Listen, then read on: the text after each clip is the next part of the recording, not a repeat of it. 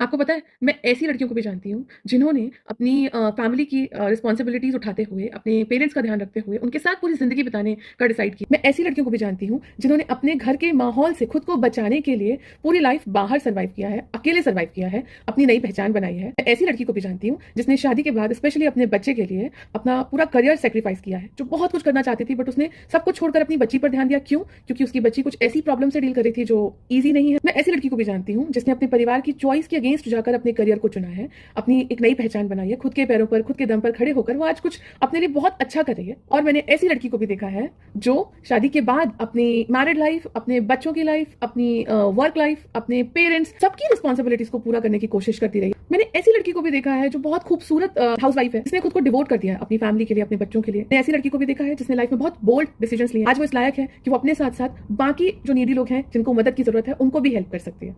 और आपको पता है, इन सब लड़कियों की स्टोरी एक दूसरे से बहुत डिफरेंट है। इन सब लड़कियों का बचपन एक दूसरे से बहुत डिफरेंट है। इनकी पढ़ाई लिखाई, इनका मेंटल स्ट्रेस एक दूसरे से बहुत डिफरेंट है। इनकी चॉइसेस एक दूसरे से बहुत डिफरेंट है। इनका एनवायरनमेंट जो इनको मिला है वो एक दूसरे से बहुत डिफरेंट है। इन सब की हेल्थ एक दूसरे से बहुत डिफरेंट है। इन सब में एक चीज कॉमन है कि इन्होंने जो चूज किया है ना, वो यहां से चूज किया है, किसी को कुछ प्रूफ करने के लिए नहीं, बल्कि पूरे मन से।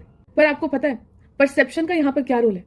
परसेप्शन का बहुत बड़ा और बहुत इंपॉर्टेंट रोल है, क्योंकि इन सब लड़कियों की अलग अलग लाइफ को एक दूसरे से कंपेयर करके हम लोग दूर बैठकर ही ना अपने परसेप्शंस बना लेते हैं, which is so bad, so bad. हर एक के घर का माहौल एक सा नहीं होता, हर एक को सेम सपोर्ट नहीं मिलता, हर एक के घर में फाइनेंशियल कंडीशन सेम नहीं होती है, पेरेंट्स का सपोर्ट सेम नहीं होता है, घर का एनवायरमेंट सेम नहीं होता है। और हम बस कंपेयर करने निकल जाते हैं, परसेप्शन बनाने निकल जाते हैं कि अगला भी तो कर रहा है, जॉब भी कर रहा है, घर भी संभाल रहा है, तुम भी कर सकते हो, क्यों नहीं?